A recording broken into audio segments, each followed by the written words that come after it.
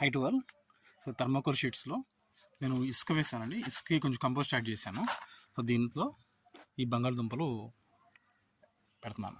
ఈ బంగాళదుంపలు కూడా షుగర్లెస్ అండి, అంటే లెస్ షుగర్, కార్బోహైడ్రేట్ కదండి, తక్కువ కార్బోహైడ్రేట్ కంటెంట్ ఎక్కువ ఉంటుంది దీనిలో. కంపోస్టు ఇసుక మిక్స్ చేశానండి.